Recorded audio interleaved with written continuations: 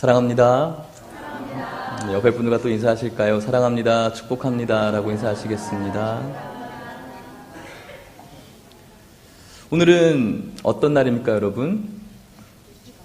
네, 추수감사주일입니까? 네.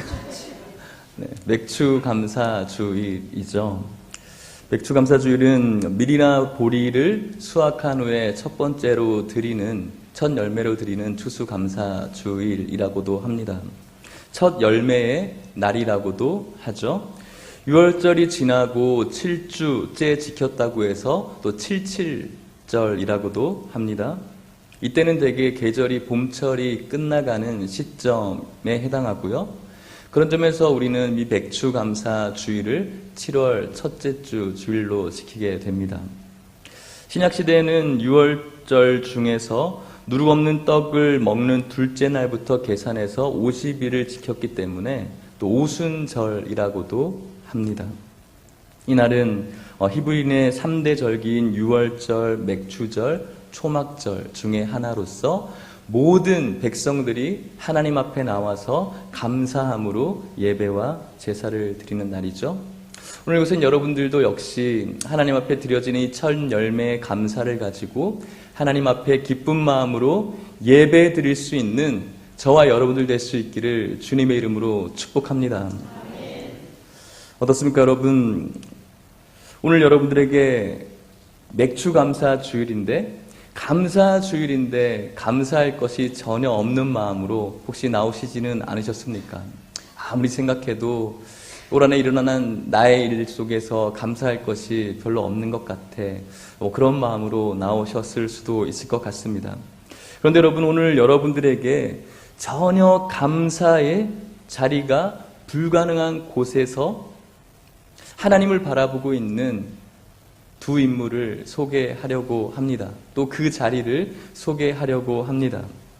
옛날이나 지금이나 이 자리는 많은 사람들이 좋아하지 않는 자리이고 더 극단적으로 이야기하면 혐오하는 자리라고 할 수가 있습니다. 누구도 들어가기 싫은 장소라고 할 수가 있겠죠. 일단은 자유가 없고요. 또 사랑하는 사람을 만날 수가 없는 장소입니다. 자기의 의사와는 상관없이 명령에 따라야 되고요. 행동과 시간에 제약이 있어요. 일어나라고 하면 일어나야 되고요. 밥 먹으라 하면 밥 먹어야 되고, 들어가라 하면 들어가야 되고, 나오라고 하면 나와야 돼요.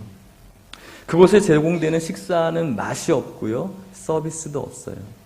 혹시 그곳이 어디인지 아십니까, 여러분? 네, 감옥입니다. 가보신 분들 없으시죠? 그런데 여러분, 이 감옥에서 놀라운 일이 벌어지고 있습니다. 이 놀라운 일을 주도하시는 분이 누구일까요? 우리 예수님이시죠. 주님께서 이 모든 일을 주관하시지만 귀한 도구로 사용되어지는 두 명의 주인공이 있는데 한 명은 바울이고 또 한 명은 실라입니다. 사도 바울은 그의 놀라웠던 1차 전도 여행을 뒤로하고 이제 2차 전도 여행으로 나아가려고 합니다. 사도 바울이 1차, 2차, 3차 전도 여행을 나가신 것 아시죠? 네. 1차 전도 여행, 2차 전도여행, 3차 전도여행, 사도행전에 기록되어지고 있는데 몇 장이 기록되어지고 있는지 아세요? 젊은 친구들이 좋아하는, 옛날에 좋아했던 게임 중에 369라는 게임이 있어요. 369 하는 게임이 있는데 13장의 1차 전도여행이, 16장의 2차 전도여행이, 19장의 3차 전도여행이 소개되어지고 있습니다.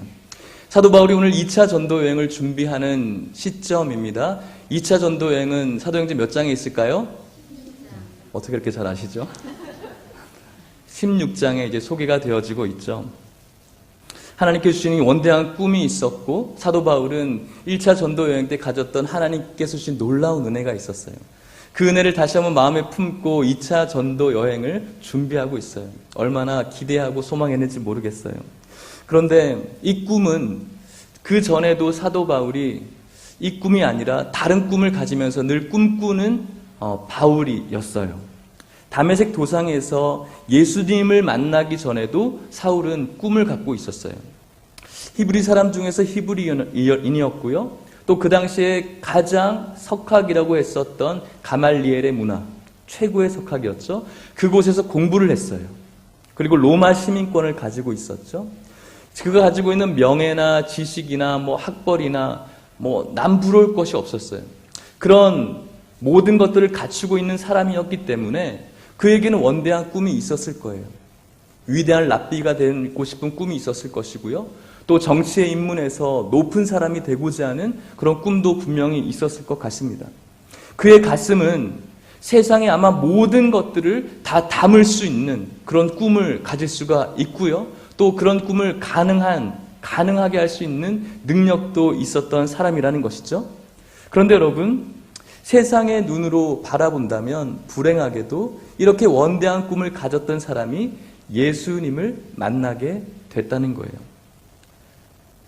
예수님을 만난다는 것이 세상적인 바라보는 그 눈을 통해서는 불행한 일이었어요. 왜냐하면 그가 그토록 하고 싶고 되고 싶은 일을 포기해야 됐기 때문에 그렇다는 것이죠.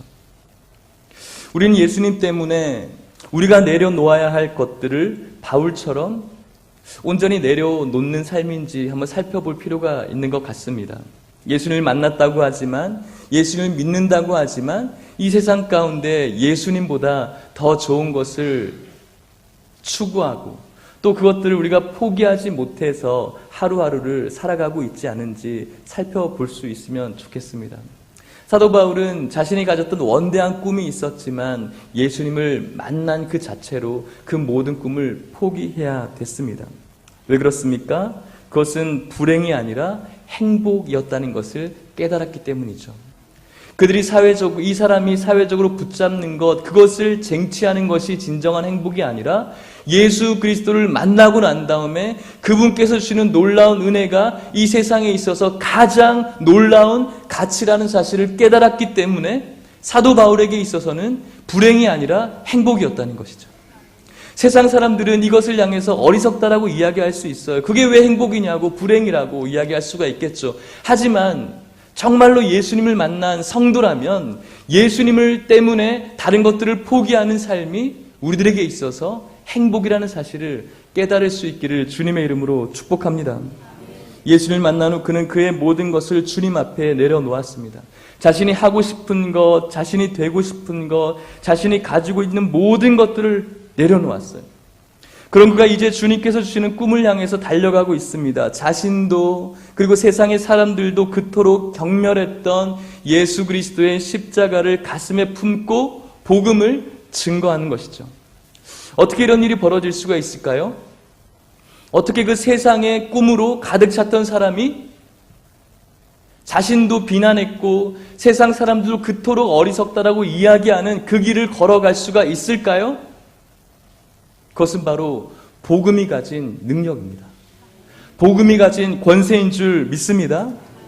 자신이 가지려고 했던 꿈보다, 그 비전보다 더 원대하고 더 확실한 꿈, 그것이 바로 복음이라는 사실을 깨달을 수 있기를 축복합니다. 자신이 가지려고 했던 모든 것들을 다 내려놓을 수 있는 그 이유가 복음이기 때문에 그렇습니다. 사랑하는 성도 여러분, 여러분들은 무엇을 갖고 싶으십니까? 한 주간 무엇을 그렇게 가지고 싶어서 또 무엇을 그토록 갖지 못해서 슬퍼하시고 또 안달하시고 애를 태우셨습니까? 혹시 여러분들의 마음 가운데 예수님의 마음을 얻고 싶어서 힘들어하고 예수님의 마음을 얻고 싶어서 안달하고 예수님의 마음을 내가 얻지 못하는 삶을 사는 것 같아서 힘들었던 분들 계십니까? 그런 삶이 우리들에게 혹시 없었다면 우리들에게 무엇이 잘못된 것일까요? 예수 그리스도의 복음은 능력이 있는데 그 복음의 능력이 우리들의 삶 가운데 전혀 영향력을 발휘하지 못하는 이유가 무엇일까요? 혹시 우리가 정말로 예수 그리스도를 인격적으로 만났다고 하지만 그 만남이 혹시 잘못된 만남은 아닌지 모르겠습니다. 사랑하는 여러분, 오늘 이곳에 있는 여러분들에게 다시 한번 축복합니다. 예수 그리스도를 깊이 만날 수 있기를 주님의 이름으로 축복합니다. 그 예수님께서 주시는 이 복음의 능력을 여러분들의 가슴에 가질 수 있기를 축복합니다. 세상 것 가지지 못해서 슬퍼하고 힘들어하는 인생이 아니라 예수님을 우리들의 마음 가운데 받아들이지 못하고 예수 그리스도를 우리 마음 가운데 품지 못하는 것 때문에 슬퍼하며 안달할 수 있는 진정한 성도가 될 수 있기를 주님의 이름으로 간절히 축복합니다. 바울과 일행은 이제 아시아로 가서 복음을 증거하려고 합니다. 여러분, 복음을 증거하는 일은 누구의 일입니까? 주님의 일이죠.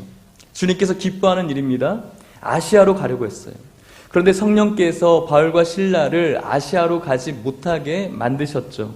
마케도니아 환상을 보여주시고 주님의 말씀에 또 순종해서 바울과 실라는 마게도니아의 첫 관문인 빌립보로 들어가게 되죠.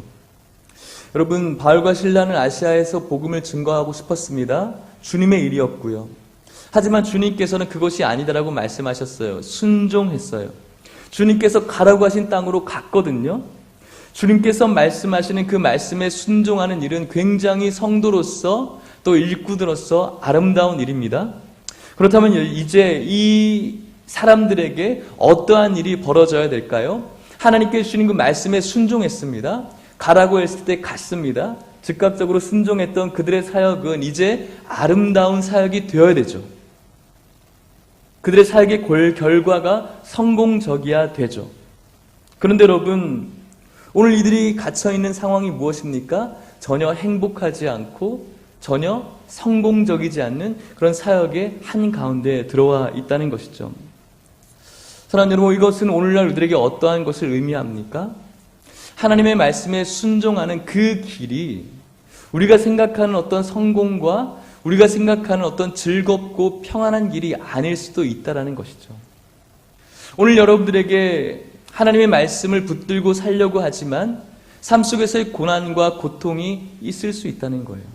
이것은 전혀 이상한 일이 아니고요. 이것은 불행한 일이 아니라는 거예요. 그곳에서도 하나님께서 여러분들에게 주시는 확실한 계획과 뜻이 있는 줄 기억하시고 오늘 바울과 실라를 바라보시면서 하나님께서 이들에게 주시는 놀라운 계획 속에 여러분들에게 주시는 계획을 찾아볼 수 있는 이 시간이 될 수 있기를 주님의 이름으로 축복합니다. 주님께서 이들에게 길을 열어주셔야 되는데 오히려 아무것도 보이지 않는 고통의 감옥 속에서 비참한 모습으로 갇혀버리는 신세가 됐어요. 어떤 일을 겪었을까요? 오늘 우리가 읽진 않았지만 22절 말씀 화면을 보시고 같이 한번 읽어보도록 하겠습니다. 16장 22절입니다. 시작. 무리가 일제히 일어나 고발하니 상관들이 옷을 찢고 벗기고 매를 치라 하여. 아멘. 사람들이 바울과 실라의 옷을 찢어버려요. 얼마나 수치스럽습니까? 사람들이 자신의 옷을 찢어버리는 것이죠. 그 찢어진 옷에 비치는 맨살 위로 무엇이 날아듭니까? 매가 날아드는 거예요. 얼마나 아프겠어요. 23절에는 또 무엇이라고 이야기합니까? 23절 말씀을 또 읽어보겠습니다. 시작. 많이 친 후에 옥에 가두고 간수에게 명하여 든든히 지키라 하니. 아멘. 짧은 시간에 몇 대만 때리는 것이 아니라 성경이 이야기하고 있죠. 얼만큼 쳤다고요? 많이 쳤다고. 다른 성경에는 호되게 쳤다라고 말씀하고 있어요. 몹시 쳤다라고 말씀하고 있어요. 사랑하는 여러분, 바울과 실라가 잘못한 것이 무엇이죠? 무엇을 하나님 앞에 잘못했습니까? 잘못한 것이 없어요. 하나님 말씀 앞에 순종한 것밖에 없어요. 그들이 한 것이라곤 주님의 음성을 들었고 그 음성에 말씀하셨기 때문에 나아간 것밖에 없어요. 주님에 향한 순종을 통해서 얻어진 결과가 절망과 고통과 슬픔의 장소로 던져지는 것. 이것으로 이들의 이야기가 오늘 끝나버린다면 비극 중에 비극이겠죠. 하지만 이제부터 주님이 주시는 반전이 있다는 것입니다. 기대할 수 없던 그곳에 하나님의 놀라운 역사가 부어지고 있다는 것이죠. 죽음의 역사의 장소였던 이 감옥 가운데 생명의 역사로 변화되어지는 놀라운 계기가 있었는데 이것이 이 시간 우리가 살펴보아야 될 하나님의 메시지라는 것입니다. 이들은 지금 수많은 매를 맞고 옥에 갇혀 있습니다. 입고 있던 옷이 완전히 찢어버려졌고요. 호되게 매를 맞았어요. 수많은 피를 흘리지 않았겠습니까? 그 후로 감옥에 옮겨졌고 얼마나 시간이 흘렀는지는 모르겠어요. 여러분들의 놀라운 상상력을 한번 발휘해 보십시오. 옷이 찢겨지고 수많은 매를 맞고 여기저기가 다 터져나가는 매였어요. 칠흑과 같은 감옥 속에 갇혀 있어요. 얼마나 시간이 흘렀는지도 모르겠어요. 시계도 없잖아요. 오늘날 뭐 교도소처럼 어떤 형광등이 있고 그런 곳이 아니라 이 당시의 감옥은 지하에서 아무도 찾아볼 수 없는 그곳. 매캐한 그런 냄새가 나고 쥐들도 있을 수 있고요. 피 냄새가 진동하는 고통의 자리. 그곳에 던져져 있다는 것이죠. 그들이 처해져 있는 상황은 정말로 최악이라고 할 수가 있어요. 여러분들이 그 상황에 버려져 있다면 무엇을 했을까요? 육체적인 고통은 이루 말할 수도 없죠. 주님의 말씀에 순종했는데 왜 내가 이 모양, 이 꼴이지? 정신적인 충격도 굉장히 클 것 같아요. 이런 상황 속에서 할 수 있는 것이 무엇이 있을까요? 할 수 있는 것이라곤 다만 아프다, 너무 아프다. 신음소리를 내면서 빨리 이 밤이 지나갔으면 좋겠다. 빨리 이 시간이 지나갔으면 좋겠다. 이것이 보통 사람들이 가질 수 있는 그런 상황이라는 말이죠. 아니면 슬픈 눈물과 함께 왜 하필 하나님께서 나를 이곳으로 오라고 하셔서 내가 이런 모양 또 이런 모습으로 있어야 되는가? 하나님을 원망할 수가 있지 않겠습니까? 하지만 여러분이 이 최악의 환경 가운데서 상황 가운데서 바울과 실라는 전혀 우리들의 예상과 달리 다른 행동을 하기 시작합니다. 어떻게 합니까? 16장 25절 말씀을 읽어보도록 하겠습니다. 시작. 한밤중에 바울과 실라가 기도하고 하나님을 찬송하며 죄수들이 듣더라. 아멘. 무엇하기 시작했습니까? 하나님께 기도하기 시작했다는 것이죠. 맞아서 찢어진 입술로 기도하고 있어요. 바울과 실라는 이날의 괴로움이 시작하기도 전에 또 기도하여 가던 길이었어요. 기도하던 길에 환난을 만났고 기도의 길이 끊어져 버렸지만 이 고통과 환난 가운데서도 기도의 길이 끊어진 것이 아니라 그곳에서도 하나님을 부르면서 기도하고 있다는 것이죠. 오늘날 저와 여러분들에게 도전을 주는 장면이라고 할 수가 있겠죠. 지금 이 순간 그들의 인생들 가운데 있어서 가장 어두운 순간일 수 있을 것 같아요. 그들이 있는 그 장소는 그들의 인생 가운데서 가장 칠흑과 같은 영적으로도 어두운 장소 있을 수 있을 것 같아요. 하지만 하나님께 부르짖기에는 전혀 어둡지 않은 장소였어요. 왜냐하면 우리 하나님께서는 인생의 어둠 가운데서 기도하시는 성도들의 기도를 기뻐하시기 때문에 그래요. 밝은 데서 사람들이 칭찬해 주는 곳에서 사람들이 환호하는 곳에서 기도하는 것뿐만 아니라 우리의 가장 인생의 암흑 속에서 하나님 앞에 부르짖는 자의 기도를 주님께서 들으시고 응답하시기 때문에 그렇습니다. 시편 34편 17절 말씀 읽어보도록 하겠습니다. 시작. 의인이 부르짖음에 여호와께서 들으시고 그들의 모든 환난에서 건지셨도다. 아멘. 환난의 시간에 드린 이들의 기도를 주님께서 외면하시겠습니까? 외면하지 않아요. 부흥의 시작을 알리고 있는 것입니다. 무엇으로 알리고 있는 것입니까? 기도를 통해서 알리는 것입니다. 생명의 역사를 시작하고 있습니다. 무엇부터 시작해야 됩니까? 기도부터 시작하는 것이죠. 기도를 한다는 것은 우리들에게 있어서 어떠한 것을 전제하고 있는 것입니까? 하나님을 인식하는 것부터 시작하고 있는 것입니다. 하나님이 계시지 않다고 생각하는 자는 기도할 수 없죠. 하지만 하나님께서 이 순간도 있다라고 생각하는 자는 무엇합니까? 기도하는 것입니다. 인생의 환난을 겪고 있지만 이 인생의 환난 가운데서도 오늘 이 시간과 이 상황 속에서도 우리 하나님께서 있다는 것을 기억하고 있기 때문에 이들이 할 수 있는 것이 기도라는 것이죠. 사랑하는 성도 여러분, 오늘 여러분들은 무엇하고 있으십니까?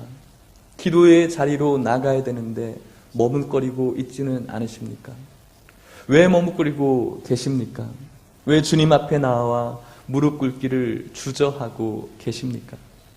여러분의 인생에서 주님께서 여러분들을 속여 오셨습니까? 그것이 아니잖아요. 왜 기도의 자리를 우리가 외면을 할까요? 여러분을 향한 주님의 기다리심이 느껴지지 않으십니까? 여러분들에게 잠깐의 만족과 의지가 되는 것을 바라보실 수는 있으시면서 혹시 영원한 평안과 영원한 생명 되시는 예수 그리스도는 바라보고 있지 못하고 있지는 않으십니까? 오늘도 여러분들을 향해 불꽃 같은 눈으로 지켜보시는 그분의 사랑스러운 눈길을 혹시 외면하고 있지는 않으십니까? 사랑하는 성도 여러분, 진정한 그리스도인은 하나님께 기도하시는 성도인 줄 믿습니다. 하나님을 인식하는 자만이 기도할 수 있기 때문에 그렇습니다. 하나님께서 계신다는 것을 머릿속으로 알고 있는데 하나님께서 있다는 사실을 가슴으로 느끼지 않는 사람은 기도할 수가 없죠, 당연히. 그런데 하나님께서 살아계시다는 것을 확실히 믿는 사람은, 그것을 인식하는 사람은 기도할 수밖에 없다는 것이죠. 사랑하는 성도 여러분, 오늘 이 시간 여러분들이 살아계신 하나님을 확실히 인식할 수 있기를 축복합니다. 기도의 자리를 외면하지 않고 살아계신 하나님을 확실히 믿고 그분 앞에 여러분들의 모든 짐을 내려놓을 수 있는 성도가 될 수 있기를 주님의 이름으로 축복합니다. 믿음으로 간구하는 저와 여러분들의 기도를 주님께서 외면하지 않으세요. 특별히 어둠의 자리에서 기도하는 그 입술을 주님께서는 외면하지 않으시고 들으시고 응답하시는 주님이신 줄 믿습니다. 기도의 자리를 사모할 수 있는 여러분들이 될 수 있기를 다시 한번 축복합니다. 세상의 눈으로 바라볼 때 그들은 완전한 실패자의 모습입니다. 손가락질 당해도 마땅하고요. 그들은 정말로 실패했어라고 사람들이 인정하고 있죠. 하지만 그들을 상상해 보십시오. 그런 실패자의 인생 속에서 하나님을 향한 원망을, 하나님을 향한 어떤 나쁜 마음을 전혀 가지지 않아요. 불평하지 않아요. 자신의 모습 가운데 넌더리가 날 수 있는 상황이지만 그들이 하는 모습을 보십시오. 기도하고 있습니다. 그런데 여러분, 기도는 그래도 할 수 있을 것 같아요. 그런데 기도 말고 다른 것들을 하기 시작합니다. 무엇 할까요? 16장 25절 말씀을 다시 한번 읽어보겠습니다. 시작. 한밤중에 바울과 실라가 기도하고 하나님을 찬송하며 죄수들이 듣더라. 아멘. 기도하고 또 무엇을 했습니까? 찬송했다는 것이죠. 찬송했다는 것은 무엇을 의미합니까? 찬송은 어떠한 의미를 가지고 있죠? 그 대상을 향한 경배, 영광, 감사를 포함하고 있는 것이죠. 기도는 나의 상황에 대한 간구와 마음의 소원이 있으면 그래도 할 수 있는 것일 수 있어요. 그런데 하나님을 찬양했다는 것은 더 놀라운 일이에요. 그렇게 아픈 육체적인 고통과 정신적인 고통과 비참한 상황 가운데서 무엇에 대한 감사를 할 수가 있을까요? 도대체 이 가운데서 무엇이 그렇게 감사할까요? 이 어두운 감옥의 환경 가운데서 무엇으로 주님 앞에 영광을 돌릴 수가 있을까요? 매를 맞은 것이 감사합니까? 손과 발이 착고로 채워져서 이 칙칙한 감옥에 던져진 것이 감사합니까? 도대체 찬양의 제목이 되는 것이 무엇일까요? 아무것도 없어요. 아무것도 없는 것 같아요. 그런데 여러분, 놀랍게도 그들에겐 있었던 것 같아요. 우리들의 눈에는 보이지 않지만 그들의 눈에는 찬양의 제목이 있다는 것이죠. 이런 찬양이 있어요. 날 구원하신 주 감사, 모든 것 주신 감사, 지난 추억이 내 감사, 주 내 곁에 계시네. 들어보셨어요? 이들이 아마 이런 감사를 가졌던 것 같아요. 근본적인 감사라고 할 수 있을 것 같아요. 이 찬양을 같이 한번 불러보고 싶어서 한번 정해봤어요. 같이 한번 불러볼까요? 혹시 피아노 쳐주시겠어요? 바울과 실라의 눈으로 우리가 하나님을 바라보시면서 찬양합시다. 날 구원하신 주 감사, 모든 것 주신 감사, 지난 추억이 내 감사, 주 내 곁에 계신 향기로운 봄철의 감사, 외로운 가을날 감사, 사라진 눈물도 감사, 나의 영평 응답하신 기도 감사, 거절하신 것 감사,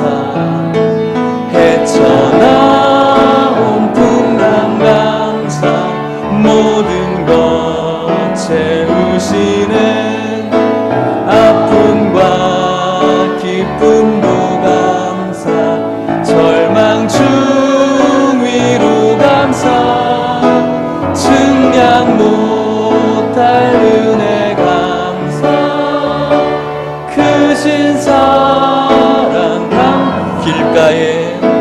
길가에 장미꽃 감사, 장미꽃 다시 감사. 따스한 가정 희망 주신 것 감사. 기쁨과 슬픔도 감사. 하늘 평안을 감사. 내일의 희망을 감사. 영원토록 감사해. 할렐루야. 감사의 제목이 보이십니까? 그들과 우리가 다른 것이 무엇일까요? 상황을 바라보는 눈이 다른 것이죠. 지금 바울과 실라는 그렇게 힘든 상황을 겪고 있지만 자신의 문제를 바라보지 않는 거예요. 그들의 눈이 지금 눈앞에 있는 칠흑과 같은 감옥에 고정되어지지 않았다는 거예요. 그들의 초점이 그들에게 채워져 있는 착고에 고정되어져 있지 않다는 거예요. 그들의 눈이 어디 있는 것입니까? 그들의 눈이 어디에 있는 것이죠? 예수 그리스도께 집중하고 있는 것이죠. 주님께서 구원하신 그 놀라운 은혜가 감사하고요. 기쁨과 슬픔도 감사하고요. 아픔과 기쁨도 감사하고 절망 중에 주시는 하나님의 놀라운 위로가 감사가 되고요. 그곳에 주시는 측량 못할 은혜가 있기 때문에 감사하고요. 모든 상황 속에서 내 마음이 주님께로 확정되어져 있다는 그 사실만으로 감사하다는 것이죠. 이 감사는 우리들의 상황과 전혀 상관없이 영원한 감사가 우리 성도에게 있는 감사라고 할 수가 있습니다. 사랑하는 성도 여러분, 맥주 감사 주일입니다. 감사할 제목이 없으신 분들도 있으시겠죠. 어젯밤도 마음이 심란하고 힘들고 어려워서 감사할 제목이 전혀 없이 눈물 흘리고 고통스럽게 하루를 보내다가 주님의 전에 나오신 우리 성도님들도 계실 수 있을 것 같아요. 여러분들 위로합니다. 얼마나 힘드십니까? 어려우십니까? 하지만 여러분, 세상의 어떤 문제도 어떤 고통도 성도가 주님을 바라보는 그 눈을 절대로 가릴 수 없는 줄 믿습니다. 이것이 바로 주님을 믿는 자가 가져야 될 올바른 태도라고 할 수가 있는 것이겠죠. 우리가 태어나서 우리의 호흡을 멈추는 그날까지 자신이 가지고 있는 문제에서 자유로울 수 있는 분은 아무도 없습니다. 한 명도 없어요. 이곳에 있는 저도 마찬가지고요. 아시겠지만 조금만 둘러보아도 우리에는 인생의 모든 것들이 문제투성이에요. 지금 문제가 없다고 할지라도 얼마 전까지 있었고요. 지금 없다고 할지라도 앞으로도 있을 겁니다. 그럼에도 불구하고 오늘 이 자리에 나와서 하나님 앞에 위로받고 은혜를 누리고자 하시는 여러분들을 다시 한번 축복하며 환영합니다. 하나님의 놀라우신 위로가 있기를 주님의 이름으로 축복합니다. 여러분들에게 도전합니다. 바울과 실라처럼 세상에 어떠한 문제라고 할지라도 어떠한 고통이라고 할지라도 주님을 바라볼 수 있기를 주님의 이름으로 간절히 축복합니다. 매번 여름에는 크고 많은 태풍이 한반도를 핥히고 지나갑니다. 지금도 태풍이 준비되어지고 있죠. 오늘도 많은 비가 왔습니다. 전혀 태양이 없는 것 같습니다. 그럼에도 불구하고 태양이 없어졌습니까? 그렇지 않아요. 이렇게 비가 내리는 우중이지만 그 먹구름 뒤에는 여전히 이곳을 찬란하게 비추고 있는 태양이 존재한다는 사실이죠. 여러분들이 가지고 있는 모든 인생의 문제의 먹구름이 아무리 많이 껴있다고 할지라도 우리 하나님께서 사라지시는 분이십니까? 없는 분이십니까? 아니요. 그 문제 너머에 여전히 여러분들을 지키시고 보호하시고 오늘도 살아계시고 역사하시는 우리 하나님이 저와 여러분들과 함께 있다는 사실을 믿을 수 있기를 축복합니다. 그분께 기도하고 감사의 찬양으로 나아갈 때 바울과 실라를 묶고 있었던 모든 착고가 풀어지고 옥문이 흔들리고 나아갈 수 있는 역사가 나타났습니다. 여러분의 모든 인생 가운데 여러분들 혼자 있다라고 생각하지 마십시오.